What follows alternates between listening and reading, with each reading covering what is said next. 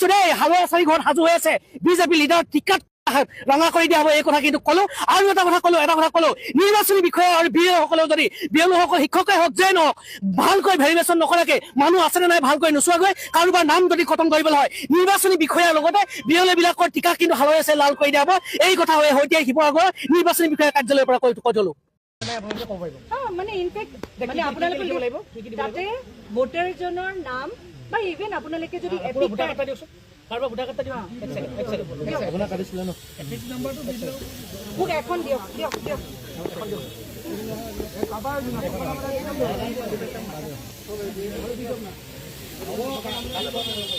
তো আপোনালোকে যেতিয়া লিখি থাকে তেতিয়া আপোনালোকে এটা চাই ল'ব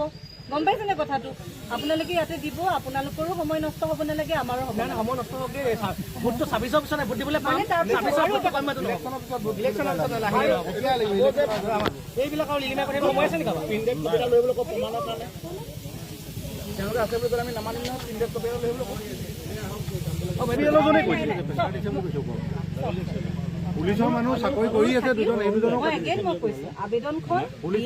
নিজে এপত নিজে কৰিব পাৰে হয় কিন্তু লগতে আমাৰ বিভিন্ন অনলাইন মাধ্যমৰ যোগেদি যেনেকে ভোটাৰ হেল্পলাইন এপ মানে মোৰ হাতত আছে নহয় মই ভোটাৰ হেল্পলাইন এপটো ডাউনলোড কৰি ময়ো আবেদন দিব পাৰো আৰু এটা বাইদেউ কাহিনীৰো ন আপুনি নিৰ্বাচনী বিষয়া যিহেতু আপুনি গোটেই মেইন হেড আৰু ন মই হেড নহয় জিলা নিৰ্বাচনী বিষয়া আমাৰ ডিস্ট্ৰিক্ট কমিশনাৰ আমাৰ ডিসি স্যাৰ জিলা নিৰ্বাচনী বিষয়া মই নিৰ্বাচনী বিষয়া অকল যে বিজেপি তিনজনকে যে কামটো কৰিব দিলে কোনে দেখিলে কেনেকৈ চাওক আপুনি এইটো অভিযোগ তুলি দাঙিছে এইটো সত্য নহত্য মই এইটো কমেণ্ট দিব বিচৰা নাই কিন্তু আপুনি এইটো ভাবি লোৱা কথা এইটো সত্য দেখাই দিয়ক মানে এনেকুৱা চাওক আমাৰ আপুনি যে কৈ আছে মই এতিয়াই ক'লো 75,000 আবেদন আহিছে প্ৰত্যেকৰ এজন আবেদনকাৰী আছে নে নাই এইটো এপিক কাৰ্ড নম্বৰটো কোৱা চাই লওক এইটো ভোটাৰ পৰিচয় নম্বৰ হ'ল DQT 1519739 ৰিবুল আলী আছে আপোনাৰ এইটো চাওক ৰিবুল আলী নগা আলী পুতেক হয়নে আপোনাৰ শিৱসাগৰ সমষ্টিৰ ঠিক আছে 13 নম্বৰ ভোট কেন্দ্ৰত আপোনাৰ নামটো আছে এতিয়াও আছে নাই বুলি আপুনি ভাবিছে মই সেইটোকে ক'ব বিচাৰি আছো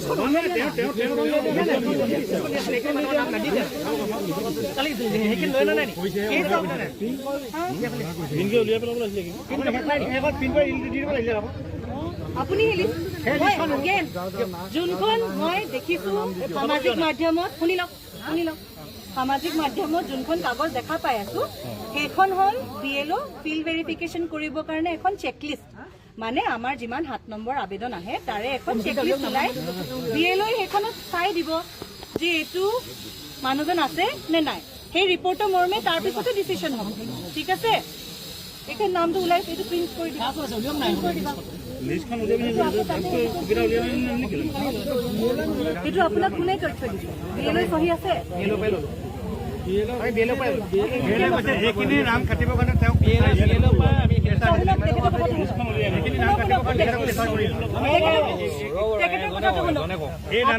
বেলেগ কথা তেখেতে বেলেগ কৈছে কওকচোন এইখিনি নাম কাটিবৰ কাৰণে তেখেতক প্ৰেছাৰ ইউজ কৰিছে যে এইখিনি নাম কাটিব লাগে মৰাৰ লিষ্টত এপ্লিকেশ্যন কৰিছে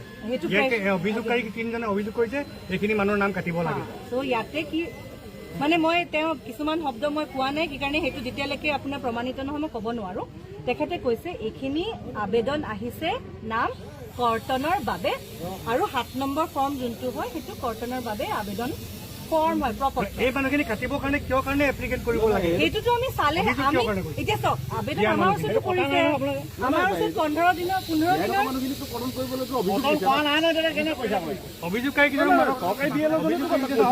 মানে আপোনালোকে আমাক প্ৰক্ৰিয়া মতে কাম কৰিব দিয়ক আমাৰ যেতিয়া আবেদন এখন মই এতিয়া অলপ আগতে কৈ গলো যেতিয়া আবেদন এখন আহে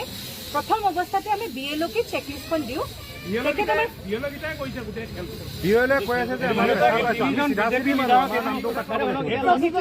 মানে কথা কৈ থাকি ময়ো আপোনালোকে কৈ থাকি মই সেইটো কাৰণে কৈ আছো শুনি লওক প্লিজ কাইণ্ডলি শুনক মানে কথাটো এইটোৱে মই ক'ব বিচাৰিছো মোৰ অনুৰোধ থাকিল আপোনালোকৰ লিষ্টখন দিয়ক মেমৰেণ্ডামখন দিয়ক আমি যোনটো আমাৰ চেক কৰি আমি তথ্য দি দিম নহ'লে মই কিবা এটা ক'ম আপোনালোকে বেলেগ বুজিব আপোনালোকে কিবা ক'ব মই বেলেগ বুজিম অভিযোগকাৰী কেইজনক মাতক তেখেতে প্ৰথমতে এতিয়া গোটেই কথাটো হ'ল আমি গোটেই আপোনাক লিষ্ট কৰি দিম আপুনি এইখিনি চাই দিব আছেনে নাই যদি থাকে ভালেই খালি আকৌ যাতে এনেকুৱা নহয়গৈ বোলে এওঁলোকৰ অকণমান গণ্ডগোল আছে এওঁলোকক আহিব চিন্তা কৰিব নালাগে বুলি এনেকৈ যাতে নক'ব যে এইবাৰ ছাব্বিছত যাতে ভোটটো নিবলৈ নাপায় যিটো চলি আছে মানে সেইটোকে মই ক'ব বিচাৰি আছোঁ আমাৰ বিশ্বাস কৰি পেলাই আমি এইটো মানি লৈছোঁ মানে আমাৰ যিমান আবেদন আহে সেইখিনি আমি নিয়ম অনুযায়ী এতিয়াই নিৰ্দেশনা চালিব দিয়ক মানে বি এল অ' ভয় খাব নালাগে বি এল অ' ফিল্ড ৰিপৰ্টটো আমাক সঠিক দিব লাগিব ন সেইটো কাৰণে বি এল অ'য়ে নিৰ্ভয় সময় নাই মানে আৰু দ্বিতীয় কথাটো হ'ল আপুনি হ'লেও ভাব চাওক যে এই মুহূৰ্তত বৰ্তমান সময়ৰ দিৰিয়াৰ 1 নম্বৰ ৱাৰ্ডৰ নহয় জানো 1 নম্বৰ ৱাৰ্ডৰ 109জন মানুহৰ নাম ইতিমধ্যে বি এল অ' লিষ্টখনত নাই আৰু তাৰপিছত ইতিমধ্যে আমি গম পাইছোঁ যে তাৰে এই নামখিনি তাৰপিছতে গোটেই কথাটো হ'ল যে তাতে যিকেইজন মানুহে এই লিষ্টখন বনাই দিছে যে এই মানুহকেইজন নাই সেই 3জন মানুহ সম্পূৰ্ণৰূপে বিজেপি কি শৰ্মা আছিলে আমি ক'বলৈ দিয়ক আহিছোঁ যেতিয়া আমি ধৰক বহুত দূৰৰ পৰা আহিছোঁ অভিনন্দন গগৈ ৰাজীৱ শৰ্মা আৰু মণিৰাম পাণ্ডে 3জনে বাইদেউ শুনক কথাটো আমি আপোনাক লিখিত মানে আপোনাৰ ইয়ালৈ আহিছোঁ যে আমি উত্তৰ এটা পাম বুলি আৰু আপোনাৰ ইয়ালৈ আপুনি ঘপককৈ আমাক উত্তৰটো দিয়ে আমাক কথাকেইটা আপুনি শুনিলে আমাৰ সন্দেহ হৈ থাকিব আমাৰ কি সন্দেহ হৈ আছে বাইদেউ আমাৰ সন্দেহ হৈ আছে যে যিটো বস্তু চলি আছে এতিয়া যিটো চৰকাৰখনত চলি আছে আপুনি মই এইটো কথা নাপাতো বাৰু চৰকাৰখনত যিটো চলি আছে চলি থকাৰ কাৰণে যে গোটেই কেৱল বাছি মাইনৰিটি মানুহখিনিৰ নামটো কটন গৈছে কটন যোৱাৰ লগে লগে নামটো ইতিমধ্যে নাই আৰু মোৰ হ'লেও মই আজি ইমান বছৰ তাতে জন্মগ্ৰহণ কৰি মই তাতে ভোটাৰ সাব্যস্ত কৰি অহা মোৰ নামটো যেতিয়া নাহিব মোৰ হ'লেও খং উঠিব মোৰ ভয় লাগিব হয় নহয় গতিকে লৈ পেলাই সেই কথাটো লৈ পেলাই কালি তাত যিটো পৰিস্থিতি হৈছিলে মানে আপোনাৰ গোটেই কথা হ'ল যে যিকেইজন মানুহৰ বিজেপি 3জন লিডাৰ আছিলে তেওঁলোকৰ ঘৰত গৈ হুলস্থুল কৰাৰ এটা পৰিৱেশ কৰিব বিচাৰিছিলে কিন্তু আমি তাতে দিয়া নাই আমি গোটেই মানুহখিনি গোট খালোঁ যে এইটো কাম নহ'ব কাইলৈ আমি তালৈকে যাম বুজি পালে যদি বন্ধ বুলি খবৰ পাই আমি মঙলবাৰে অহা কথা আছিল তাৰপিছতে গোটেই কথাটো হ'ল যে এতিয়া আমি না কোনো বি এল অ' না কোনো হেৰি আমাৰ মানুহবিলাক যিবিলাক মৃত বুলি কৈছে আমি গোটেইগালে ভোটাৰ আই ডি কাৰ্ড লৈ আহিছোঁ আপোনাক আমাক ইয়াতে অকণমান জেগা দিয়ক আমি গোটেইখিনি যে এই মানুহখিনি জীৱিত আমি স্বচক্ষুৰে শুনক বাইদেউ আমি স্বচক্ষুৰে আহিছোঁ কোনো গাঁওবোৰে কোনো বি এল অ'ৰ লগত আমি কথা নাপাতোঁ গতিকে আপুনি এইখিনি তেওঁলোকক যোগাযোগ কৰিবলৈ ক'ব এতিয়া গোটেই হ'ল যে আমি যিসকল মানুহ মৃত বুলি কৈছে আমি গোটেই মৃত মানুহগাল গুচি আহিছোঁ বাকী জীৱিত মানুহগাল এক ৰাতিৰ ভিতৰত আমি গুচি গ'লোঁ খালি হ'লে আমি দি গ'লোঁ আপোনাক তাত প্ৰমাণ দিবলৈ আহিছোঁ আমাৰ ভোটাৰ কাৰ্ড আধাৰ কাৰ্ড যি আছে আপোনাক দি থৈ যাওঁ আমি যে জীয়াই আছোঁ এই কথাটো আপোনাক মানে কথাটো এনেকুৱা আজি আমি কৃষক মুক্তি সংগ্ৰাম সমিতিয়ে আজি যিসকল ভুক্তভোগী নাম ইতিমধ্যে ভোটাৰ লিষ্টৰ পৰা কৰ্তন কৰিছে সেইসকলে আহি আমি মুখ্য নিৰ্বাচনী বিষয়া কাৰ্যালয়ৰ সন্মুখত আজি প্ৰতিবাদ সাব্যস্ত কৰিব লগা হৈছে আচলতে অসমৰ ভূমিপুত্ৰসকলে অসমৰ খিলঞ্জীয়া মানুহসকলে ইয়াতে ভোটাৰ সাব্যস্ত কৰি অহা মানুহসকলৰ নাম ইতিমধ্যে ভোটাৰ লিষ্টৰ পৰা কৰ্তন কৰিবৰ বাবে বিজেপিৰ আংগু পাংগু মানুহে ইতিমধ্যে বি এল অ'সকলক আৰু নিৰ্বাচনী কাৰ্যালয়ত তেওঁলোকে লিষ্ট দিছে ইতিমধ্যে দেখা গৈছে যে শিৱসাগৰ সমষ্টিৰ ৰিৰিয়া ডিমৌমুখৰ 1 নম্বৰ ৱাৰ্ডৰ 109জন মানুহ ইতিমধ্যে তেওঁলোকে নাম ভোটাৰ লিষ্টৰ পৰা কৰ্তন কৰিবৰ বাবে আবেদন দিছে আৰু দ্বিতীয় কথাটো হ'ল চাউলকৰাত দিছে কোঁৱৰপুৰত দিছে বিভিন্ন জেগাত ইতিমধ্যে তেওঁলোকে নাম কৰ্তন কৰিবৰ বাবে দিছে জীৱিত মানুহসকলক তেওঁলোকে মৃত বুলি ক'বলৈ বাধ্য কৰাইছে গোটেই কথাটো হ'ল যে বিজেপি চৰকাৰখনে আচলতে যে কৈ আছিল যে বিজেপিক যিসকল মানুহে ভোট নিদিয়ে তেওঁলোকৰ নাম কৰ্তন কৰি দিব লাগে অৰ্থাৎ বিজেপিক নিদিয়াসকলৰ নাম কৰ্তন কৰি দিব লাগে যাতে বিজেপি চৰকাৰখন পুনৰ আকৌ শাসনৰ গাড়ীলৈ আহিব পাৰে মুখ্যমন্ত্ৰী হিমন্ত বিশ্ব শৰ্মা যে পুনৰ শাসনৰ গাড়ীলৈ আহিব লাগে বিজেপিৰ সভাপতি ইতিমধ্যে দিলীপ শইকীয়াই যে বি এল অ'সকলক যে ভিডিঅ' কনফাৰেন্সৰ যোগেদি MLA বিলাকক যে ভিডিঅ' কনফাৰেন্সৰ যোগেদি ইতিমধ্যে কৈছিল যে ভোটৰ নাম কৰ্তন কৰিব লাগে এই কথাটো আজি জলজল পটপটকৈ শিৱসাগৰতে ইতিমধ্যে ওলাই গৈছে ইতিমধ্যে এটা কথা ক'ব লাগিব যে ইয়াৰ নিৰ্বাচনী বিষয়াসকলো ইতিমধ্যে সেই বিজেপি মুখ্যমন্ত্ৰী হিমন্ত বিশ্ব শৰ্মা দিলীপ শইকীয়াৰ কথা মতে উঠা বহা কৰি আছে তেওঁলোকে কেৱল মাত্ৰ বিজেপিৰ আংগু পাংগু মানুহক কিয় এই লিষ্ট বনাবলৈ দিলে কিয় ৰাইজৰ দলৰ মানুহক নিদিলে কিয় কংগ্ৰেছৰ মানুহক নিদিলে একেলগ কৰি পেলাই এইটো এটা 2 নম্বৰী কথা ইতিমধ্যে জলজল পটপটকৈ ওলাই পৰিছে ইতিমধ্যে ডিমৌৰ ৰিৰিয়াৰ ৰাজীৱ শৰ্মা আৰু অভিনন্দন গগৈ কি পাংগিং আছিলে মণিৰাম পাংগিং এই 3জন মানুহে ইতিমধ্যে আবেদন কৰিছে যি 3জন মানুহে আজি জীৱিত মানুহসকলক মৃত বুলি তেওঁলোকে ক'বলৈ আহিছে আজি আমি যিসকল মানুহ মৃত বুলি তেওঁলোকে কৈছিল আজি সকলো জীৱিত মানুহ আহি পেলাই আমি মুখ্য নিৰ্বাচনী কাৰ্যালয়ৰ সন্মুখত প্ৰতিবাদ কৰিছোঁ গতিকে ইতিমধ্যে গোটেই কথাটো হ'ল যে বিজেপিয়ে এনেকুৱা তালিবাজি কাৰবাৰ এৰক হিন্দু মুছলিমৰ যি কাৰবাৰ এইবোৰ এৰক কেৱল মাত্ৰ এটা জাতিৰ ওপৰত এই বিজেপি চৰকাৰখনে টাৰ্গেট কিয় কৰিছে শিৱসাগৰখন মুখ্যমন্ত্ৰীয়ে হিন্দু মুছলিমৰ ৰাজনীতি নামনিত খেলক শিৱসাগৰ ঐতিহ্যমণ্ডিত এটা সমষ্টিয়ে ঐতিহ্যমণ্ডিত কেন্দ্ৰশাসিত জিলা গতিকে শিৱসাগৰত এনেকুৱা হিন্দু মুছলিমৰ কাজিয়া লগাবলৈ মুখ্যমন্ত্ৰীয়ে যাতে নিবিচাৰে এই কথা আজি সকীয়াই দিলো। আৰু ইতিমধ্যে আজিৰ ভিতৰত আমি যিসকল মানুহ আহিছোঁ যে ভোটাৰ লিষ্টত ইয়াত আমি নাম ইতিমধ্যে তৈয়াৰ কৰি দিম। যদি কেনেবাকৈ ইয়াত নাম নাই বুলি কৰ্তন যাবলৈ হয় তেনেহ'লে এই নিৰ্বাচনী কাৰ্যালয়ৰ সন্মুখত আমি পুনৰ প্ৰতিবাদ কৰিম। মুখ্যমন্ত্ৰী হিমন্ত বিশ্ব শৰ্মা আৰু বিজেপি মানুহবিলাকক কৈছো, আৰু এই বিজেপি যে আংগু পাংগু এই লিডাৰবিলাক গাঁৱৰ অলিগলি চিনি নোপোৱা লিডাৰবিলাকৰ ইতিমধ্যে আমি কৃষক আমি সকলো গাঁৱৰ ৰাইজ খেতি কৰা ৰাইজ কৈ দিছো দেই, হালোৱা চাৰি ঘৰত সাজু হৈ আছে। বিজেপি লিডাৰ টিকাত কোবাই ৰঙা কৰি দিয়া হ'ব এই কথা কিন্তু ক'লো। আৰু এটা কথা ক'লো নিৰ্বাচনী বিষয়া আৰু বিএলঅ'সকলেও যদি বিএলঅ'সকল শিক্ষকে হওক যেই নহওক ভালকৈ ভেৰিফিকেশ্যন নকৰাকে মানুহ আছেনে নাই ভালকৈ নোচোৱাকৈ কাৰোবাৰ নাম যদি কৰ্তন কৰিবলৈ হয় নিৰ্বাচনী বিষয়াৰ লগতে বিএলঅ'বিলাকৰ টিকা কিন্তু হালোৱাই আছে লাল কৰি দিয়া হ'ব। এই কথা হৈ সৈতে শিৱসাগৰ নিৰ্বাচনী বিষয়া কাৰ্যালয়ৰ পৰা কৈ থলো। অসমৰ বিভিন্ন প্ৰান্তৰ দৰে উজনি অসম তথা শিৱসাগৰ জিলাতো এছআৰ নামত বৌদ্ধ নাগৰিকক হাৰাশাস্তি কৰা পৰিলক্ষিত হৈছে। আৰু বিশেষকৈ তেওঁলোকে মুছলিম মানুহক টাৰ্গেট কৰি পেলাই এই বস্তুটো কৰিছে। আপোনালোকে আচৰিত পাব, কিছুমানৰ ঘৰলৈ আগদিনাখন জাননী পকিছে, বিয়লৈ ৰাতি 9:30 বজাত গম পাইছে। আৰু কিছুমান ঠাইত যিকেইজন কমপ্লেইনাৰ তেওঁলোকে গম এতিয়ালৈকে পোৱা নাই যেন তেওঁলোকে কমপ্লেইন কৰিছে। ইতিমধ্যে আপোনালোকক মই দুটামান ডাটা দিব পাৰিছোঁ। পুলিং গগৈ যিগৰাকী ব্যক্তি দেওপানী পঞ্চায়তৰ, তেওঁ যিখন এপ্লিকেশ্যন 7জন ব্যক্তিৰ কাৰণে তেওঁ এপ্লিকেশ্যন কৰিছিলে, সেই গোটেইকেইজন বৌদ্ধ নাগৰিক হয়। আৰু তাৰপিছত আমাৰ জয়গাঁও অঞ্চলৰ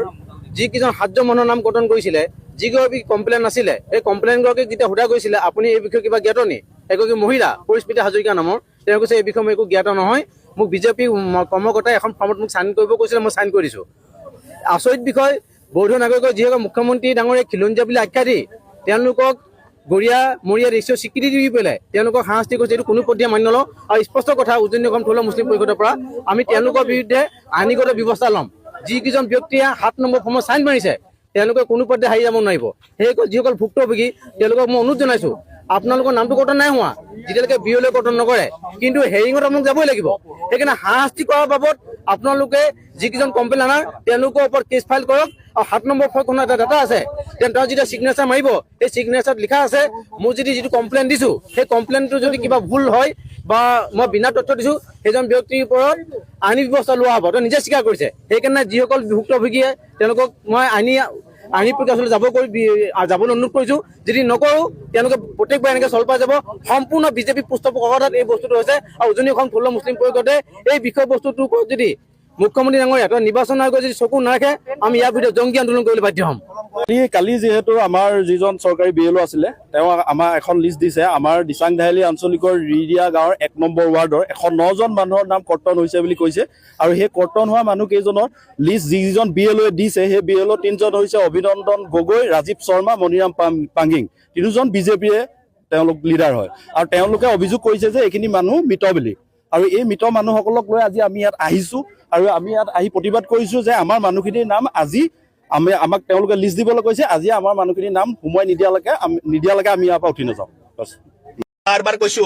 যে পাহাৰ ভৈয়ামত গৰিয়া মৰিয়া দেখি জলহা মিয়া সকলো আছে, কিন্তু এইবাৰ যদি অকল আলী হুছেইন আহমেদ চাইকেলে যদি উচ্ছেদ কৰে, মই প্ৰত্যেকটো গৰিয়া প্ৰত্যেকটো মৰিয়া প্ৰত্যেকটো দেশী প্ৰত্যেকটো মিয়াক মই এটাই আহ্বান কৰিছো, এইবাৰ যদি এনেকৈ যদি আমাক অকল ধৰ্মৰ ভিত্তিত মুছলমানৰ ভিত্তিত যদি গুৱাহাটী মহানগৰীৰ এনেকৈ যদি উচ্ছেদ কৰি তোলে, তেতিয়া গণতান্ত্ৰিক হিচাপে মাত মাতিবৰ কাৰণে ওলাই আহিব কে উচ্ছেদ যদি হৈছে কি হিন্দু কি মুছলমান কি মিয়া কি গৰিয়া কি অসমীয়া সকলোৰে উচ্ছেদ হওক, আমাৰ ক'বলগীয়া একো নাই। কিন্তু যদি অকল তোমালোকে ধৰ্মৰ ভিত্তিত উচ্ছেদ কৰা, এইখন অসম তোমালোকৰ বাপেকৰ নহয়, এইখন অসম আমাৰো হয়। তোমালোকৰো যদি ইয়াতে তেজ আছে আমাৰো তেজ আছে, আমিও ইয়াতে জীয়াব লাগিব, তোমালোকৰো জীয়াব লাগিব। ইয়াত কিন্তু ধৰ্ম ভিত্তিত ৰাজনীতি কৰিবলৈ নিদিওঁ, কাৰণ সকলোৰে সপোনৰ ঘৰখন তেনেকৈ ভাঙি দিব। এইটো কিবা কথা হ'ল? ইয়াতে মানে এনেকুৱা দেখাইছে, মানে বিজেপিয়ে এই হেমন্তই এনেকুৱা দেখাইছে যে হিন্দুকেইটাই ইয়াতক ভোট দি থাকিলে মানে কি হ'ব, ভোট দি আছে যেতিয়া সিহঁতক এতিয়া উচ্ছেদ নকৰো। কি কথা হ'ল এইটো? ৰজাৰ হুকুম চলিছে নেকি ইয়াতে? এখন কি ৰজাৰ দেশ? এখন কিবা বাপেকৰ মায়েকৰ এখন কি সম্পত্তি নেকি? ইয়াতে মই বসবাস অমুক কৰিব দিম, তাক বসবাস কৰিব নিদিওঁ। প্ৰত্যেকটো ইয়াতে ভাৰতীয় মানুহে ইয়াতে সন্মানেৰে বসবাস কৰাৰ অধিকাৰ আছে, আৰু প্ৰত্যেকটো মানুহে সন্মানেৰে বসবাস কৰিব পাৰিব যদি তেখেতে যদি ভাৰতীয় নাগৰিক হয়। বাংলাদেশী যদি হয় কিন্তু তেতিয়াহ'লে আমি সকলো মানুহে ইয়াৰ পৰা গেট আউট কৰি কিনে ওলাই দিম। কিন্তু যদি বাংলাদেশী নহয় তেতিয়াহ'লে কোনো মানুহক কিন্তু অকল ধৰ্মৰ ভিত্তিত উচ্ছেদ কৰিলে এইবাৰ কিন্তু আমি কৈছো নহয়, আমি গুলি খাম। কাৰণ সদায় সদায় মৰি থকাতকে একদিনে মৰিম কি আমি যুদ্ধ কৰিম সেই অপশক্তিৰ লগত যি অপশক্তিয়ে আমাক কিন্তু অসমখনত ভাগ ভাগ কৰাৰ চেষ্টা কৰিছে ধৰ্মৰ ভিত্তিত যুদ্ধ লগাব চেষ্টা কৰিছে আমি সেইসকলৰ বিৰুদ্ধে আমি গণতান্ত্ৰিক হিচাপে আমি যুদ্ধ কৰি কিনে হয় আমি পুলিচক গুলি খাম নহলে আমি মান সন্মানেৰে আমি জীয়াই থাকিম কিন্তু এইবাৰ আমি কিন্তু ধৰ্মৰ ভিত্তিত উচ্ছেদ হ'বলৈ নিদিওঁ এখন অসম যদি লাচিত বৰফুকনৰো হয় এখন অসম কিন্তু বাঘ হাজৰিকাৰো হয় কাৰণ এখন অসমত মোগলক পৰাজয় কিন্তু কৰোতে লাচিত বৰফুকনৰ লগত বাঘ হাজৰিকাই যোগদান দিছিলে তেনেকৈ এইখন ভাৰত স্বাধীন কৰোতে কিন্তু অকল হিন্দুৱে কৰা নাছিলে মুছলমানক কিন্তু লগ হৈ কিনে কিন্তু এইখন ভাৰত স্বাধীনতা কৰিছিলে আৰু স্বাধীন কৰি কিনে আজি ব্ৰিটিছক আমি লাত মাৰি কিনে খেৰাইছো মোগলক আমি লাত মাৰি খেৰাইছো আৰু সেনেকুৱা এখন ইতিহাস থকাৰ পিছত আমাক যদি কোনোবাই আজি যদি অকল ধৰ্মৰ ভিত্তিত যদি আমাক যদি এনেকে উচ্ছেদন কৈছো না আমি গুলি খাম পুলিচৰ কিন্তু আমি সেই গণতান্ত্ৰিক হিচাপে সেই সৰ্ববৃহৎ প্ৰতিবাদ কৰি তুলিম যি প্ৰতিবাদৰ কিন্তু সন্মুখীন মুখ্যমন্ত্ৰী হ'ব লাগিব আৰু যদি অন্যথা একো নাপাওঁ শেষত আমিতো মৰিমে কিন্তু আমিতো এটা হলো ঘৰ আমি আমাৰ কাষৰ ঘৰটো আমি অলপ ভাগি থৈ গুচি যাম যি হ'ব দেখা যাব যা এনেও মৰিম কাৰণ ধৰ্মৰ ভিত্তিততো আমি সেই হ'বলৈ নিদিব কাৰোবাক ধৰ্মৰ ভিত্তিত ৰক্ষণাবেক্ষণ দিব আৰু কাৰোবাক ধৰ্মৰ ভিত্তিত অকল ভাঙি পেলাব এইবিলাক চিষ্টেম নহ'ব মৰিলে সকলো মৰিম জীয়ালে সকলো মান মৰ্যাদাৰে জীয়াম জয় অসম গুৰুত্বপূৰ্ণ প্ৰশ্ন সুধিছে ইয়াৰ আগতে মই এষাৰি লাইন ক'ব খুজিছো শুৱনি আমাৰ অসমখনতি টোল গেটেৰে ভৰা শুৱনি আমাৰ অসমখনতি টোল গেটেৰে ভৰা ৰাইজৰ কথা নুশুনে নেতাসকলে নেতা হোৱাৰে পৰা এতিয়া ইয়াৰ পৰা ৰাইজসকলে বুজিব পাৰিছে যে এতিয়া অসমখনত টোল গেটৰ বাহিৰে একো নাই দুদিনমানৰ পিছত গাঁৱে গাঁৱে পদলিয়ে টোল গেট হ'ব তাৰ বাহিৰে একো নাই এইটো হৈছে টকা ঘটা মেচিন হয় তাৰ বাহিৰে একো নাই এতিয়া যদি চাবলৈ যায় সিদিনা নীতিন গাডকাৰী ডাঙৰীয়াই কৈছিলে যে 60 কিলোমিটাৰ দূৰত্বত টোল গেট হ'ব লাগে আপুনি যদি চাই মদনপুৰ টোল গেট আৰু উত্তৰ গুৱাহাটী টোল গেটৰ মাজত কিমান দূৰত্ব আছে ভাবকচোন এতিয়া এইখন চৰকাৰে কেৱল নিজৰ আৰু নেতাৰ কথাৰ কাৰণে চিন্তা কৰিছে সাধাৰণ ৰাইজৰ কাৰণে চিন্তা কৰা নাই তেওঁলোকে নিজৰ গাদীখন ৰক্ষাৰ উদ্দেশ্যই আছে কেৱল নিজৰ ঘৰখন চলিব লাগে নিজৰ যিসকল নেতা আছে তেওঁলোকৰ ঘৰখন চলিব লাগে বাকী সাধাৰণ ৰাইজ মৰি যাওক এনেহে কয় প্ৰথমে মই অসমীয়া তাৰপিছত মই মুখ্যমন্ত্ৰী তেওঁ এইবিলাক ডাইলগ হয় তাৰ বাহিৰে একো নহয় তেওঁ যদি অসমীয়া হ'লেহেঁতেন আজি ৰাইজৰ কথা ভাবিলেহেঁতেন যিখন চৰকাৰে কৈ থাকে যে চিনাকি অচিনাকিৰ কথা আজি চিনাকি মানুহৰ পৰা টোল টেক্স কিয় লৈছে আপুনি যদি মোক প্ৰশ্ন সুধিছিলে যে খুদ বিজেপি নেতাই হাৰাশাস্তিৰ সন্মুখীন হৈছে টোল গেটৰ টোল টেক্সৰ কাৰণে আমি ভিডিঅ' দেখিছোঁ সংবাদ মাধ্যমত দেখিছোঁ এতিয়া মুখ্যমন্ত্ৰী ডাঙৰীয়া তথা এইখন চৰকাৰ সুধিব বিচাৰিছোঁ যে চিনাকি মানুহৰ পৰা টোল টেক্স কিয় লৈছে ল'ব লাগিছিলে অচিনাকি মানুহৰ পৰা টোল টেক্স চিনাকি মানুহৰ পৰা টোল টেক্স লৈ পেলাই আপোনালোকে কয় যে হিন্দু খতৰে মে হে এইটো কেনেকুৱা ধৰণৰ কথা চিনাকি মানুহৰ পৰা টোল টেক্স লৈ তেওঁলোকে কয় হিন্দু খতৰে মে হে কেনেকুৱা কথা চাওক শীত হেমন্তত গছৰ পাত সৰে নে নসৰে ঠিক তেনেদৰে এদিন এই চৰকাৰখনো সৰি পৰিব তাৰ বাহিৰে অন্য একো নাই আৰু লগতে এতিয়া যদি চাবলৈ যাওঁ এওঁলোকৰ এইখন চৰকাৰ দৃষ্টিকোণৰ পৰা মানে টোল গেট বহাব লাগিব তেতিয়াহে ইণ্টাৰনেশ্যনেল স্কুল খুলিব পাৰিম টোল গেট বহাব লাগিব তেতিয়াহে চাহ বাগান কিনিব পাৰিম টোল গেট বহাব লাগিব তেতিয়াহে বিঘাই মাটি কিনিব পাৰিম টোল গেট বহাব লাগিব তেতিয়াহে গৰু চুৰ কৰিব পাৰিম টোল গেট বহাব লাগিব তেতিয়াহে মোৰ ল'ৰা ছোৱালীক বাহিৰত পঢ়াব পাৰিম টোল গেট বহাব লাগিব তেতিয়াহে বিলাসী গাড়ীত ঘূৰি ফুৰিব পাৰিম টোল গেট বহাব লাগিব তেতিয়াহে ইলেকশ্যনৰ টাইমত টকা পানীৰ নিচিনাকৈ আমি খৰচ কৰিব পাৰিম টোল গেট বহাব লাগিব তেতিয়াহে ৰাইজক আমি লুটিপুটি ৰাইজক আমি চেপাটো দিব পাৰিম টোল গেট বহাব লাগিব মূল্যবৃদ্ধি বস্তু দাম কৰিব পাৰিব সমান্তৰালকৈ আঁচনি দিব পাৰিব টোল গেট বহাবই লাগিব কাৰণ টোল গেটৰ দ্বাৰাইতো এইখন চৰকাৰ চলি আছে এইখন চৰকাৰ মাৰ্কেটিং তাৰপিছত ঘোঁৰা কিনা বেচা কৰা আৰু টোল গেট এইবিলাকতে সীমাবদ্ধ তেওঁলোক এইখন চৰকাৰ ক'বলৈ গ'লে মুখ্যমন্ত্ৰী আৰু প্ৰধানমন্ত্ৰী ডাঙৰীয়াৰ কথা আগতেই কৈছোঁ এইখন চৰকাৰ মাৰ্কেটিং টোল গেট ৱাইন শ্বপ এইবিলাকত সীমাবদ্ধ সমান্তৰালকৈ এইখন চৰকাৰ মুখ্যমন্ত্ৰী ডাঙৰীয়া ফেচবুকত চৰকাৰ চলায় আৰু প্ৰধানমন্ত্ৰী ডাঙৰীয়া ৰেডিঅ'ত মন কী বাত কয় আগতে ৰজাবিলাক কি আছিলে প্ৰজাক মাতি প্ৰজাৰ সমস্যাৰ কথা সুধিছিলে এতিয়া উল্টা ৰজাৰ মনৰ কথা শুনিব লাগে ৰজাৰ মন কী বাত ঠিক সমান্তৰালকৈ মুখ্যমন্ত্ৰী ডাঙৰীয়া ৰেডিঅ'ত ঘোষণা কৰে ফেচবুকত চৰকাৰ চলায় ফেচবুকত ঘোষণা কৰে তো এইখন চৰকাৰ কেৱল টোল গেট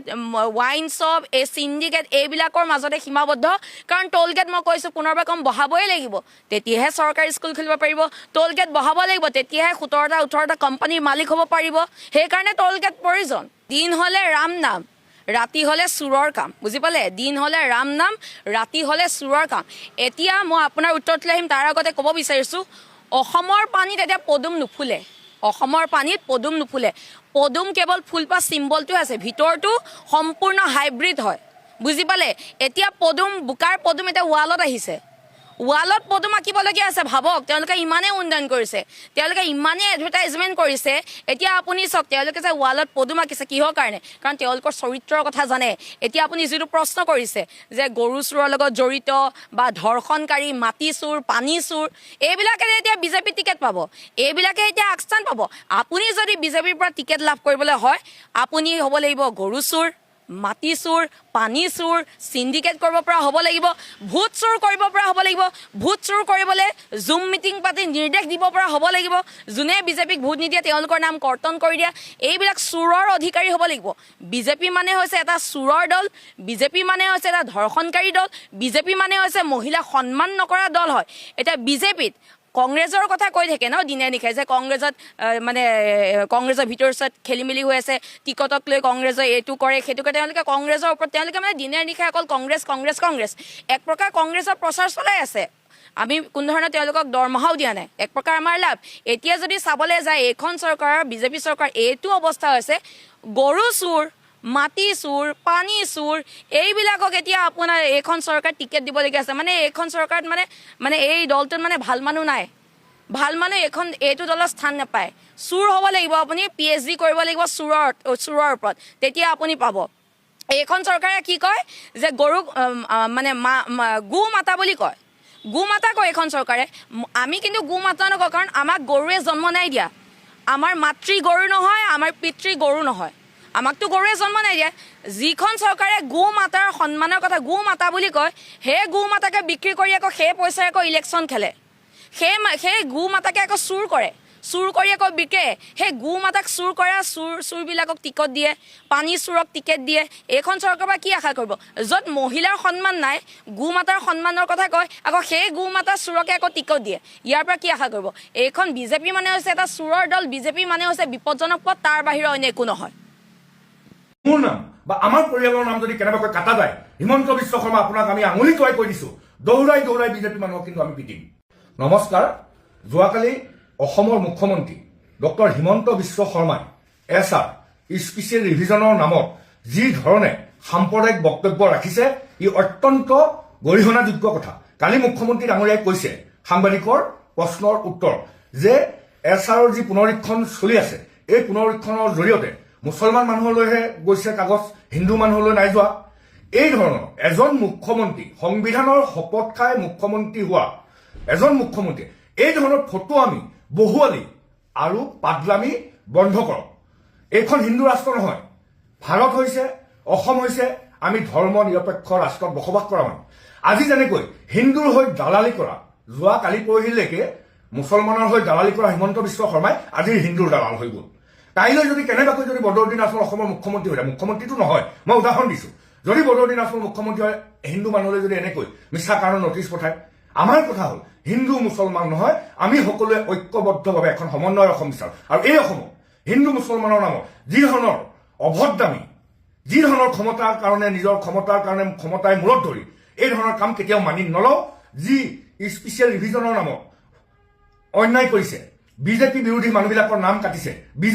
বিজেপি দলে নিৰ্বাচন আয়োগক সম্পূৰ্ণৰূপে নিজৰ হাতৰ মুঠিলৈ আনি যি ধৰণে অগণতান্ত্ৰিক কাম কৰিছে, সেয়া কেতিয়াও মানি নলওঁ। মোৰ নাম বা আমাৰ পৰিয়ালৰ নাম যদি কেনেবাকৈ কাটা যায়, হিমন্ত বিশ্ব শৰ্মা আপোনাক আমি আঙুলি টুৱাই কৈ দিছো, দৌৰাই দৌৰাই বিজেপি মানুহক কিন্তু আমি পিটিম। মই থাৰ্ড ক্লাছ শব্দটো ব্যৱহাৰ নকৰোঁ, ক্লাছলেছ বক্তব্য ব্যৱহাৰ কৰিছে অসমৰ মাননীয় মুখ্যমন্ত্ৰী ডাঙৰীয়া। উদ্দেশ্য মিয়া মানুহ কষ্ট পালে তেওঁৰ বোলে ভাল লাগে, এনেকুৱা ধৰণৰ মুখ্যমন্ত্ৰী আসনত থকাৰ যি নৈতিক অধিকাৰ হিমন্ত বিশ্ব শৰ্মা হেৰুৱাই পেলাইছে। আৰু 26ত যে এইজন মুখ্যমন্ত্ৰী হৈ নাথাকে, তাৰ কাৰণে তেওঁ মানসিকভাৱে বিকাৰগ্ৰস্ত হৈ গৈছে এনেকুৱা যেন লাগিছে। অসমৰ মুখ্যমন্ত্ৰী 4 দিনমান বাহিৰত আছিলে, ৰাজ্যৰ বাহিৰত আছিলে, আৰু এই সময়তে বিজেপিৰ নেতা পালি নেতাসকলে এছাৰ সংক্ৰান্ত বিভিন্ন বিসংগতি আৰু আপত্তিৰ ক্ষেত্ৰত জড়িত হৈ সংখ্যালঘু মানুহসকলক যি অত্যাচাৰ আৰম্ভ কৰিছে এয়া আমি ধিক্কাৰ জনাইছোঁ, গৰিহণা দিছোঁ। আৰু মুখ্যমন্ত্ৰী আজি উপস্থিত হৈয়ে তেখেতে এটা কথা ইমান বিতৰ্কিত মন্তব্য কৰিছে, ক্লাছলেছ বক্তব্য। মই থাৰ্ড ক্লাছ শব্দটো ব্যৱহাৰ নকৰোঁ, ক্লাছলেছ বক্তব্য ব্যৱহাৰ কৰিছে অসমৰ মাননীয় মুখ্যমন্ত্ৰী ডাঙৰীয়া। আৰু তেখেত কৈছে মিয়া মানুহক অত্যাচাৰ কৰাটোৱে মোৰ লক্ষ্য আৰু উদ্দেশ্য, মিয়া মানুহক কষ্ট পালে তেওঁৰ বোলে ভাল লাগে। এনেকুৱা ধৰণৰ মুখ্যমন্ত্ৰী আসনত থকাৰ যি নৈতিক অধিকাৰ হিমন্ত বিশ্ব শৰ্মা হেৰুৱাই পেলাইছে। আৰু 26ত যে এইজন মুখ্যমন্ত্ৰী হৈ নাথাকে তাৰ কাৰণে তেওঁ মানসিকভাৱে বিকাৰগ্ৰস্ত হৈ গৈছে এনেকুৱা যেন লাগিছে। আজি হিমন্ত বিশ্ব শৰ্মাক আপোনাক ক'ব বিচাৰিছোঁ, আপুনি মুখ্যমন্ত্ৰী নে আপুনি হিমন্ত বিশ্ব শৰ্মা হিচাপে এই কথাবিলাক কৈ আছে? যদি মুখ্যমন্ত্ৰী আসনৰ পৰা এই কথাবিলাক কৈ আছে তেতিয়াহ'লে নিশ্চিতভাৱে আপুনি অসাংবিধানিক কথা কৈছে, নিশ্চিতভাৱে এই কথাবিলাক গৰিহণাৰ যোগ্য। আৰু আমি মিয়া সমাজক আমি আহ্বান জনাইছোঁ, মিয়া সমাজত যিসকল মানে এতিয়াও বিজেপিত আছে সেইসকল নেতাক আহ্বান জনাই আপোনালোকে বিজেপি ত্যাগ কৰক। কাৰণ ইমান তুচ্ছ তাচ্ছিল্য কৰাৰ পিছত আপোনালোকে নীলাজৰ দৰে এতিয়াও যে বিজেপি কৰি আছে, কিয় কৰি আছে? আজি মিয়া মানুহক যদি সাংবিধানিক পদত থকা এজন ব্যক্তিয়ে ক'ব পাৰে যে মিয়া মানুহক অত্যাচাৰ কৰাটোৱে মোৰ লক্ষ্য, মিয়া মানুহ কষ্ট পালে মোৰ ভাল লাগে, এইটো কেনেকুৱা ধৰণৰ কথা, কেনেকুৱা ধৰণৰ ক্লাছলেছ কথা? গতিকে আমি অসমৰ সুদী সমাজক আহ্বান জনাইছোঁ যে যিসকল প্ৰকৃত বৈধ ভাৰতীয় নাগৰিক তেওঁলোকৰ ক্ষেত্ৰত আৰু এনেকুৱা ধৰণৰ মন্তব্য কৰাটো কেতিয়াও যুক্তিসংগত কথা হ'ব নোৱাৰে, টোটেলি মানে গ্ৰহণযোগ্য কথা নহয়। আমি আমছে ধিক্কাৰ জনাইছোঁ মুখ্যমন্ত্ৰী ডাঙৰীয়াৰ এই ধৰণৰ মানসিকতাৰ কাৰণে। অসমৰ মুখ্যমন্ত্ৰীক সমালোচনা কৰাৰ কাৰণে বহুতে কয় আপুনি সদায় মুখ্যমন্ত্ৰীক সমালোচনা কৰে। আপোনাৰ ঘৰৰ বা বেলেগৰ ঘৰৰ যেতিয়া কুকুৰে দিগদাৰী কৰে, ছাগলীয়ে দিগদাৰী কৰে, তেতিয়া আপুনি কমপ্লেইন দিবলৈ যদি অভিযোগ দিবলৈ যায় কাক বিচাৰে? ল'ৰা ছোৱালীকেইটাক আগত বিচাৰে নে মাক দেউতাকক বিচাৰে? নিশ্চয় দেউতাকক বিচাৰে প্ৰথম, দেউতাকক নাপালে মাকক কয়। সেইটোৱে আমাৰ নিয়ম, সমাজ ব্যৱস্থা আমি তেনেধৰণেই চলি আছোঁ। অসমৰ যিখন বৰ্তমান চৰকাৰ চলি আছে সেই চৰকাৰখনত বৰ্তমানৰ মুখ্যমন্ত্ৰীগৰাকী সৰ্বা অৰ্থাৎ মুৰব্বী। কালি 10ম শ্ৰেণী আৰু দ্বাদশ শ্ৰেণী পৰীক্ষাৰ কথা যি ক'ব লগা হ'ল, কেতিয়াৰ পৰা হ'ব, কি হ'ব, লগত শিক্ষামন্ত্ৰী আছে, শিক্ষামন্ত্ৰীয়ে ঘোষণা কৰা নাই, ঘোষণা কৰিছে মুখ্যমন্ত্ৰীয়ে, কৈছে কথাখিনি মুখ্যমন্ত্ৰীয়ে। ADR পৰীক্ষা হ'ব, ঘোষণা কৰিব মুখ্যমন্ত্ৰীয়ে। ক'ৰবাত পথ নিৰ্মাণ হ'ব, ঘোষণা কৰিব মুখ্যমন্ত্ৰীয়ে। মথাউৰি নিৰ্মাণ হ'ব, ঘোষণা কৰিব মুখ্যমন্ত্ৰী। গতিকে আমি মুখ্যমন্ত্ৰীক, চৰকাৰখন যদি কিবা বিপথে পৰিচালিত হৈছে, চৰকাৰে যদি ভুল কৰিছে, তাৰ কাৰণে আমি মুখ্যমন্ত্ৰীক সমালোচনা কৰিম। সেইটো আপোনালোকে বেয়া পালে উপায় নাই, ভাল পালে উপায় নাই। আৰু মুখ্যমন্ত্ৰীৰ নিৰ্দেশতে সকলো কাম হয়। অসমৰ গছৰ পাত এখিলাও যদি লৰে নহয়, আজিকালি গছৰ পাতখিলাও সুধিব লগা অৱস্থা যে মুখ্যমন্ত্ৰী মই লৰিম নে নলৰিম। এতিয়া চাওক, এইকেইদিন অসমত মুখ্যমন্ত্ৰী নাছিল, সঁচাকৈ 19 তাৰিখৰ পৰা 23 তাৰিখলৈ মুখ্যমন্ত্ৰী নাছিল। এই 4-5টা দিন যদি আপোনালোকে চাই, মুখ্যমন্ত্ৰীৰ যি ছুইজাৰলেণ্ড ভ্ৰমণ সেই সম্পৰ্কীয় নিউজৰ বাহিৰে তেওঁ তাৰ পৰা কোনো সাম্প্ৰদায়িক মন্তব্য কৰিব পৰা নাছিল। মিয়া এই ধৰণৰ কথা বতৰাবোৰ ইমান নাছিল। বাতৰিবোৰ আপোনালোকে চাব বিগত 4 দিনৰ, মাত্ৰ তেওঁৰ ভ্ৰমণ, আৰু তেওঁ যিহেতু নাই গতিকে সাম্প্ৰদায়িক ৰাজনীতিও তেনেধৰণে নাছিল। কাৰণ কংগ্ৰেছ বা বাকী দলবিলাকৰ নেতাসকলে কোনেও এই ইমান ফাল্টু ৰাজনীতি নকৰে। কিন্তু অসমৰ মুখ্যমন্ত্ৰীগৰাকী যেতিয়া আহি পালে তেতিয়াৰ পৰাই কংগ্ৰেছ দলৰ যি ৰাজীৱ ভৱন সেইটো বোলে মছজিদ, তালৈ গ'লে বোলে ইস্তেমাত যোৱা যেন লাগে, প্ৰাৰ্থী বোলে সৰ্বাধিক মুছলমানে এপ্লাই কৰিছে, হিন্দু প্ৰাৰ্থী বোলে নাই। আৰে তুমি কংগ্ৰেছ এৰিলা, কংগ্ৰেছ তোমাৰ বিৰোধী দল, কংগ্ৰেছ হাৰক না, গু হাৰণ খাওক, তোমাৰ কি আহে যায় তাত? কংগ্ৰেছে মিয়াক দিয়ে, হেৰিয়াক দিয়ে, যাক দিয়ে, যি কৰে তেওঁলোকৰ কথা, হাৰিব তেওঁলোকে। তোমালোকৰতো দৰকাৰ নাই সেইবোৰ কথা। মোৰ মুখ্য ৰাজীৱ ভৱন যেনিবা ইস্তেমা নহয় আৰু কিবা তাত খুলি ল'লে, তোমাৰ কি আহে যায় তাত? তোমাৰ বিজেপি অফিচ তুমি ধুনীয়াকৈ বনাই লৈছা, 5 ষ্টাৰ হোটেল টাইপ, তুমি তাত থাকা। তুমিতো এসময়ত তাতে আছিলা ন, সিদিনালৈকে। কথাবোৰ এনেকৈ ওলট পালট কৰিবলৈ সঁচাকৈ মুখ্যমন্ত্ৰী বাৰু লাজ লাগে নে নালাগে? আমাৰ শুনি থকাবিলাকৰ লাজ লাগে, কাৰণ আমাৰ অকণমান মগজু এটা চিন্তা কৰিব পৰা শক্তি আছে। আমি চিন্তা কৰিব পাৰোঁ যে আপুনি সিদিনা এইটো কৈছিল আৰু আজি এইটো কৰি আছে। আপুনি সিদিনা তৰুণ গগৈ ভৰিত ধৰিছিল, ছোনিয়া গান্ধীৰ ভৰিত ধৰিছিল, আৰু আটাইতকৈ শ্ৰেষ্ঠ মুখ্যমন্ত্ৰী কৈছিল, ছোনিয়া গান্ধী নহ'লেই নোহোৱা হৈছিল, আৰু সেইজন মানুহে আজি এই ধৰণৰ কথা কৈছে। সিদিনা নৰেন্দ্ৰ মোদী গুজৰাটৰ পানীৰ পাইপেৰে তেজ যায় বুলি কৈছিল, আজি আপুনি গদগদ হৈছে ভক্তিত। গতিকে এই নাটকবোৰ আমি বুজি পাওঁ। মুখ্যমন্ত্ৰী আপুনি ভাবিব পাৰে সকলো 1500 টকীয়া নহয়, সকলো আপোনাৰ সেই মূৰত মাল নাইকিয়া, সকলোবোৰ আপোনাৰ সেই বিধায়ক ৰূপজ্যোতি কুৰ্মীহঁতৰ নিচিনা মানুহ আমি নহয়। দেই সেই কথাটো আপুনি জানক আমাৰ বহুতবোৰ মানুহে এতিয়া সজাগ হ'ল আৰু তাতে সামাজিক মাধ্যম আছে সামাজিক মাধ্যমত যথেষ্ট বিজ্ঞ যিসকল ব্যক্তি তেওঁলোকৰ লিখা পঢ়া দেখিও শুনিও আমি গম পোৱা হৈছোঁ যে আপোনাৰ ৰাজনীতিবোৰ কি আৰু কি পৰ্যায়ৰ ৰাজনীতি আপুনি কৰি আছে আপোনাক কিয় ক্ষমতা লাগে আপুনি কিয় জীয়াই থকা দিনকেইটাত ক্ষমতাত থাকিব বিচাৰে সেই কথাবোৰ আমি সকলো জানো কিন্তু সদায় ক্ষমতা একেজন মানুহৰ হাতত নাথাকে সেইটোৱে দুখৰ কথা গতিকে আপুনি অকণমান মুখৰ লাগবানবোৰ বান্ধক অন্তত সন্মান কৰিবলৈ শিকক মানুহক গালি নাপাৰিব মানে এনেকুৱা ধৰণে মানুহক বিহেভ নকৰিব মানে একেবাৰে কুকুৰ মেকুৰীৰ নিচিনা যিবোৰ আচৰণ আপোনাৰ মিয়া বুলি কোৱাৰ লগে লগে আপোনাৰ যেনেকুৱা এটা বিহেভ আমিও মিয়াক ভাল নাপাওঁ ওপৰতে আহি পৰে চৰকাৰী মাটি অধিগ্ৰহণ কৰে এইবোৰ কথা আমি বেয়া পাওঁ কিন্তু সেই বুলি মানুহটো নমস্কাৰ ধন্যবাদ জুবিন গাৰ্গৰ হত্যাকাৰী গুলিয়াই মাৰিব লাগে নে নাই লাগে নে নাই ভালকে কওক না লাগে নে নাই লাগে নে নাই হয় নে নহয় হয় নে নহয় হয় নে নহয় কেলে নিদিলে জানে নে নাই কাৰণ জুবিন গাৰ্গক মৰা মানুহকেইটা হিমন্তৰ বিজেপি পাৰ্টিৰ সদস্য জানে নে নাই জানে নে নাই মানুহকেইটাৰ নাম কি মই জানো ছাৰ কি নাম কি কি নাম হেমন্ত সিদ্ধাৰ্থ শৰ্মা উপাধিটো কি সিদ্ধাৰ্থ কি শৰ্মা তাৰপিছত শ্যাম কানু কি মহন্ত আৰু এটা আছিলে কি অমৃত প্ৰভা কি লিখে আৰু এটা আছিলে কি সিদ্ধাৰ্থ আৰু এটা আছিলে কি গোস্বামী হয়নে নহয়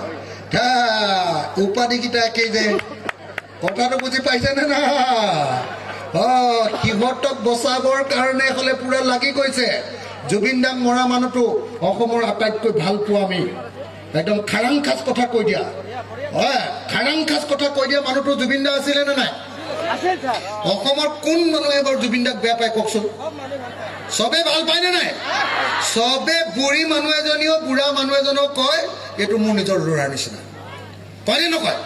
তো সেই মানুহটোক মাৰি দিলে মাৰি দিয়া হত্যাকাৰীকেইটাক এতিয়া নুগুলিয়াই ঐ বাল্টি চুৰটো সি ৰাতি গুলিয়াই দিয়ে হয়নে নহয় বাৰু মই মিছা কথা কৈছো নেকি মই মিছা কথা কৈছো নেকি মিছা কথা কৈছো নেকি অসমত যদি এনকাউণ্টাৰ কৰি কাৰোবাক গুলিয়াই মাৰিব লাগে তেতিয়াহ'লে জুবিন গাৰ্গৰ হত্যাকাৰী গুলিয়াই মাৰিব লাগে নে নাই লাগে নে নাই ভালকে কওক না লাগে নে নাই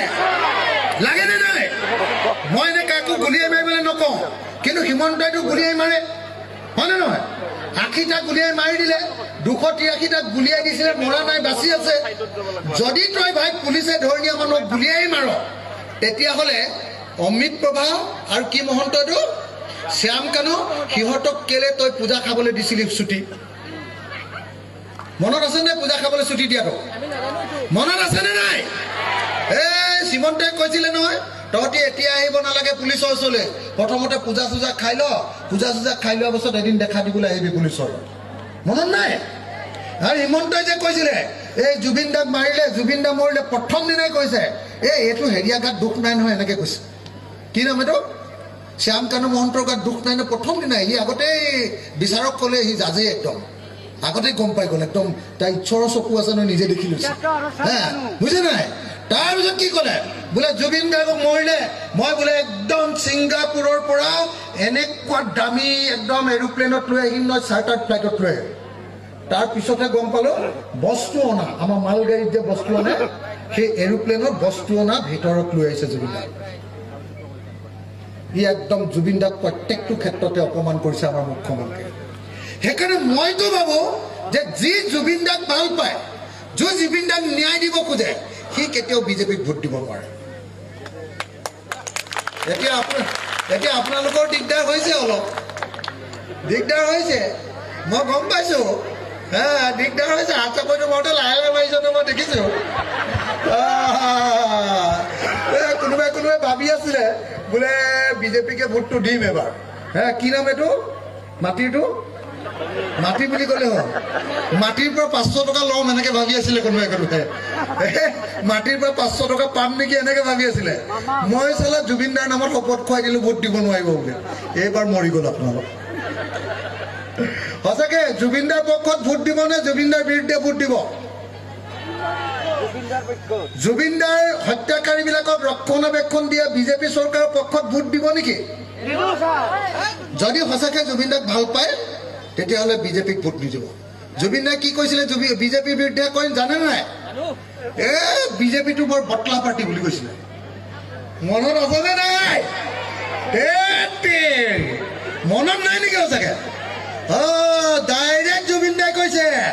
এই পৃথিৱীৰ আটাইতকৈ বটলা পাৰ্টিটোৰ নাম বিজেপি এইটো কেতিয়াও ভোট নিদিবি মই এইবাৰ জীয়াই আছো এইবাৰ বিজেপিক হৰুৱাইহে মই যাম বুলি কৈছিলে সেইকাৰণে মানুহটো মৰি থাকিলে জানেনে নাই চৰকাৰৰ বিৰুদ্ধে ইমান কথা কোৱাৰ কাৰণে চৰকাৰে তেওঁক চিকিউৰিটি নিদিলে জানেনে নাই আমাৰ দিলৰ মানুহ অসমীয়া মানুহৰ আচল অসমীয়া হয় বুজিছে নাই আপোনালোকৰ ইয়াত তামোলপুৰতে পঢ়ি গৈছে স্কুল জানে নাই তামোলপুৰত পঢ়িছিলে বুলি জানে নাই সঁচা কথাটো ক'বলৈ গ'লে বিজেপি দলটো হৈছে চোৰৰ দল তেওঁলোকে চুৰ নকৰাকে আচলতে 26ৰ নিৰ্বাচনত জয়ী হ'ব নোৱাৰে আৰু এই চুৰ দলটোৰ যিটো চুৰি কাৰ্য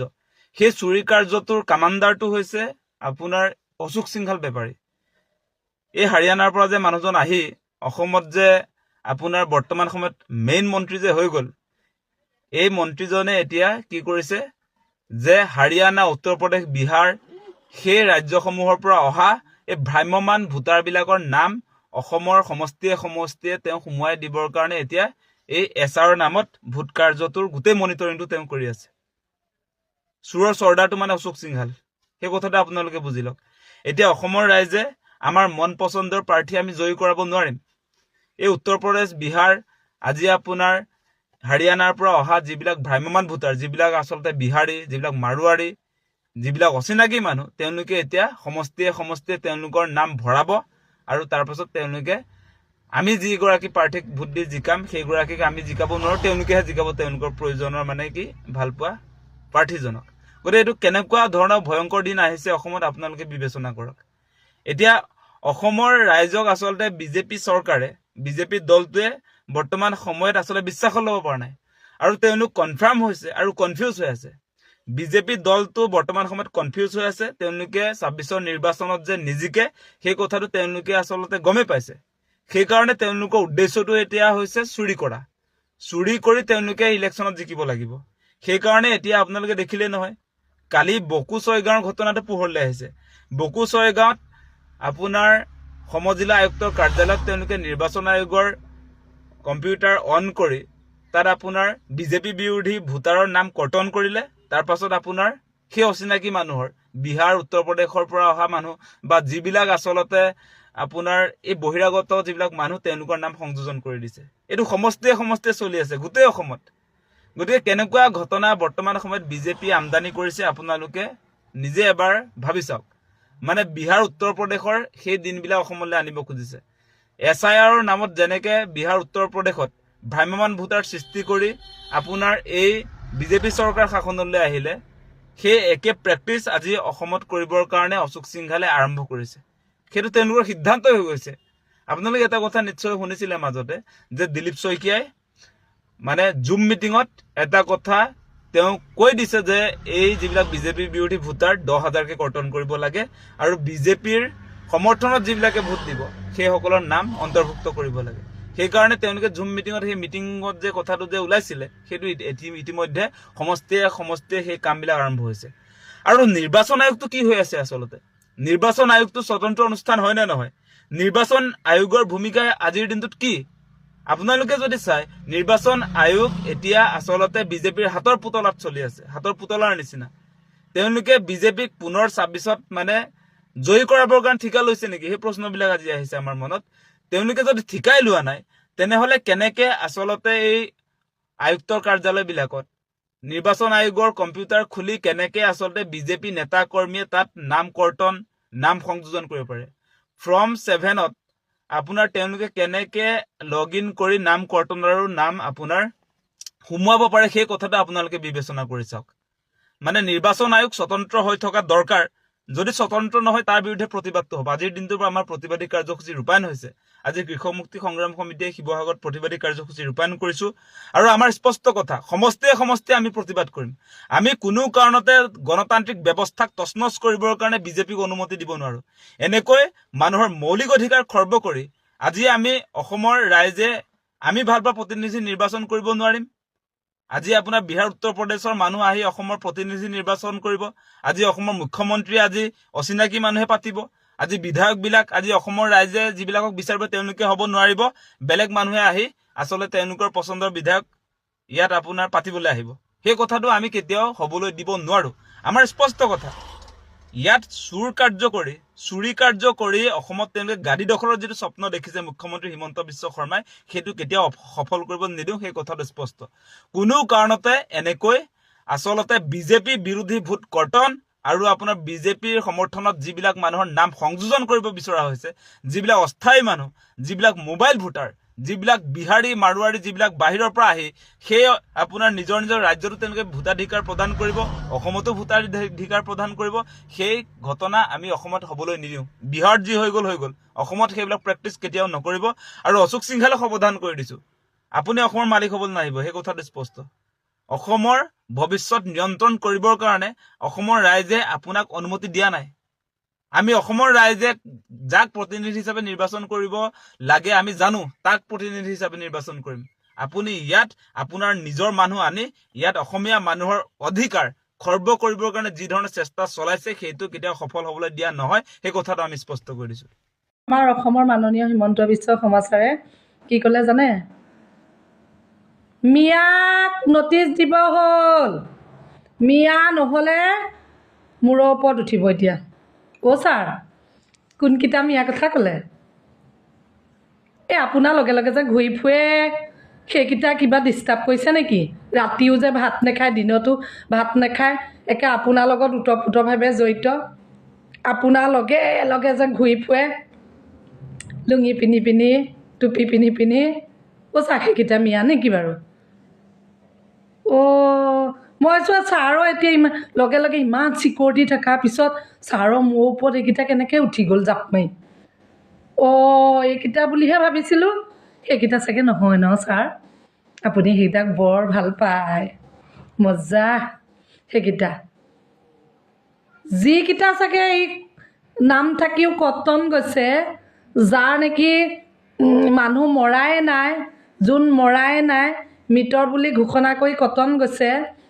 ডেথ চাৰ্টিফিকেট দিছে সেইকেইটা নেকি নহয় দেখোন গোটেই অসম গোটেই মিয়া বুলি ক'লে ছাৰ গোটেই মিয়া সোপা এতিয়া ক'লৈ যাব গোটেই মিয়া সোপা দেখোন মোৰ ওপৰত উঠা নাই আপোনাৰ লগে লগে থকাকেইটাহে মূৰত চাব মূৰত উঠি যাব মই আকৌ সেইকেইটা বুলিহে ভাবিছিলোঁ এতিয়া আপোনাৰ কথাষাৰ শুনি দেখিলোঁ গোটেই মিয়া বুলি ক'লে যেন মিয়া চব কাৰ মূৰৰ ওপৰত উঠিছে কোন দলৰ কাৰ মূৰত নাই দেখোন আমাৰ মূৰৰ ওপৰত নাই মিয়াসকলক মই সেই তাতহে দেখি আহিছোঁ কেইজনমানক এই কটন গৈছে যে নাম ঠিক ঠাক কৰিবলৈ আপুনি চাগে সময়ে নিদিব ছাৰ আপুনি নিজিকি কোন জিকিব বাৰু ইমান টেলেণ্ট ন আপুনি মানিছোঁ দেই আপোনাক সঁচাকৈ দেই এই চব বুদ্ধি কোনো এজন মুখ্যমন্ত্ৰী আমি দেখা নাছিলোঁ আগত মানে পাকে প্ৰকান্তই আপুনি মুখ্যমন্ত্ৰী হ'বই গম পালোঁ আৰু এতিয়া গম পাইছোঁ আপোনাক মানিছোঁ আৰু দেই ছাৰ বেয়া নাপাব আপুনি গোটেই মিয়া চবক লেটিয়াই কয় যেন সেইটোৰ পৰাহে বেয়া লাগিছে মিয়াসকল বোলে মোৰ ওপৰত উঠিব চাব আকৌ বেলেগ মিয়া নুঠে আপোনাৰ লগে লগে থকাকেইটাই আকৌ আপোনাৰ মূৰৰ ওপৰত উঠি জঁপিয়াই নেকি সেইটো চাব বেলতলাত যিটো ঘটনা হৈছিলে তাৰপিছত তেওঁ আজি 6 বছৰ আগৰ কথা মই ডেট পাহৰিছোঁ তেওঁ কৈছিলে ঘৰে ঘৰে CC কেমেৰা লগাওক লাজ পোৱা নাই নে মুখ্যমন্ত্ৰীয়ে ল এণ্ড অৰ্ডাৰ চিটুৱেশ্যন আপোনাৰ পুলিচে কি কাম কৰিব আমি যদি CC কেমেৰা লগাই আমিয়ে আমাৰ ঘৰত পহৰা দিব লাগে চুৰ ডকাইতৰ কাৰণে থানাবিলাকত কিয় দৰমহা লৈ আছে তেতিয়াহ'লে থানাৰ কামটো নদাই ভদাই 4টা 5টা PSO চিকিউৰিটি লৈ ঘূৰি ফুৰে এজন PSOয়ে আজি তাৰিখত 60,000 70,000 টকা দৰমহা পায় নদাই ভদাই দালাল সবে PSO লৈ ঘূৰি আছে তেওঁলোকৰ PSO কৰ্তন কৰি থানাত ডিউটি লগাওক থানাৰ পুলিচবিলাকক এই যে অফিচাৰবিলাকৰ ঘৰত মুৰ্গী আনা মাছ আনা শ্ৰাদ্ধ পাতিলে বজাৰ কৰা এইবিলাক কাম পুলিচৰ কাম নেকি মই গৃহ বিভাগৰ দায়িত্বত থকা মুখ্যমন্ত্ৰীক কৈছোঁ পুলিচক মুৰ্গী বিচৰা ঘৰলৈ বজাৰ আনা কাম বন্ধ কৰক পুলিচক ল এণ্ড অৰ্ডাৰ চিটুৱেশ্যনত পুলিচক পুলিচৰ মতে কাম কৰিবলৈ দিয়ক মাজে মাজে মুখ্যমন্ত্ৰী ডাঙৰে কয় অসম পুলিচ এক্সপাৰ্ট না মুখ্যমন্ত্ৰী ডাঙৰে মাজে মাজে কৈছে যে PSO লোৱাটো বাদ দিয়ক কেবিনেট মন্ত্ৰীসকলে বাদ দিয়ক এইটো কিন্তু তেখেতে কয় তেওঁৰ লগতে থকা চবেইটো নদাই ভদাই সকলোৱে 5টা 6টাকে PSO লৈ থাকে লাজ পায় নে নাপায় মই বুজি নাপাওঁ এজন ইমান অসমত এতিয়া চেইন পিন্ধি বাহিৰত মহিলা ওলাব নোৱাৰে আপুনি দেখিছে কাৰ্বি আংলঙত গহপুৰত বিভিন্ন জেগাত ছোৱালী ৰেপ কৰিছে হত্যা কৰি পেলাই থৈ গৈছে পুলিচে এইবিলাক তাৰপিছত বিচাৰি নাপায় মৃত্যু হোৱাৰ পিছত তদন্ত কৰিবলৈ গৈ কি লাভটো আছে আৰক্ষীৰ ওচৰত এটা পলিটিকেল হেঁচা আছে বুলি ভাবে নেকি আপুনি ডেফিনেটলি আছে আৰু আৰক্ষীসকলকো মই বিনম্ৰতাৰে মানে